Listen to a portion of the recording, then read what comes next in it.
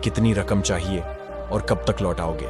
ठगों ने कहा, सेठ जी, हमें 5,000 रुपए चाहिए और यह कर्ज हम जल्द ही लौटा देंगे। जितना जल्दी संभव हो सकेगा उतनी जल्दी हम आपकी रकम ब्याज समेत वापस कर देंगे। बस आप मेहरबानी करके हमें 5,000 रुपए दे दीजिए। साहूकार ने कहा, अरे भाई, फिर भी उस जल्दी की कोई तो तारीख होगा। बिना तारीख जाने मैं तुम्हें कर्ज नहीं दे सकता। सेठ जी की तारीख वाली बात सुनकर लखन ने मक्कारी भरे स्वर में कहा, सेठ जी, कर्ज तो कर्ज होता है, अगर हम इस जन्म में नहीं देंगे तो अगले जन्म में दे देंगे। साहूकार बोला, ठीक है, तुम मुझे मेरी रकम ब्याज सहित अगले जन्म में ही लौटा देना, मुझे तुम्हारी बात पर पूरा विश्वास है। यह कहकर सेठ जी ने अपने मुंशी को आवाज लगाई, मुंशी जी, इनके नाम का खाता खोलकर इन्हें 5,000 रुपए दे दो और लिखा पढ़ी भी कर लो। यह लिख लो कि यह ब्याज समेत हमारी रकम अगले जन्म में लौटा देंगे। मुंशी ने हैरानी से कहा, अगले जन्म में?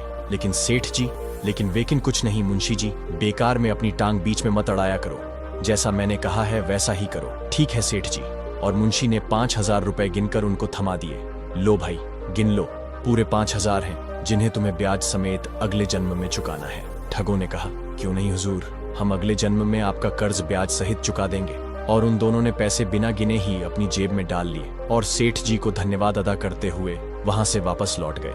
उन दोनों के वहां से जाते ही रुपए देने वाले मुंशी ने सेठ से कहा, हुजूर, आप यह जानते हुए भी कि वे लोग रुपया वापस लौटाने का इरादा नहीं रखते, फिर भी आपने उन्हें रकम लो कि कर्ज कर्म के समान होता है। इस जन्म का कर्ज अगले जन्म में भी मनुष्य के साथ रहता है और उसी के अनुसार जीवन भोगना पड़ता है। मुंशी मन ही मन सोचने लगा, पता नहीं सेठ जी क्या कह रहे हैं, मेरे तो कुछ भी पल्ले नहीं पड़ रहा, पर मुझे क्या समस्या, इनका पैसा है, फूंके या मुफ्त में लुटाएं। उधर दोनों ठग खुशी खुशी अपने राह चले जा रहे थे। लखन ने कहा, भाई, यह सेठ तो हमारी उम्मीद से भी ज्यादा मूर्ख निकला।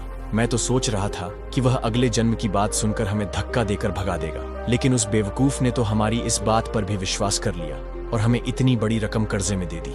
उस मूर्ख ने इतना भी नहीं सोचा कि कहीं अगले जन्म में भी कोई उधार चुकाया जा सकता है। सच में आज तो बहुत दिनों के बाद मुझे ऐसा कोई बेवकूफ इस धरती पर दिखाई दिया।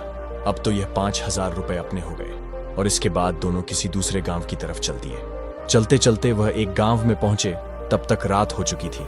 बसंत कहने लगा, भाई, गांव में तो पहुंच गए, लेकिन ठहरेंगे कहाँ? चलो उस घर का दरवाजा खटखटाते हैं, अगर मुफ्त में खिलाने पिलाने के लिए कोई तैयार नहीं हुआ तो कुछ पैसे दे देंगे।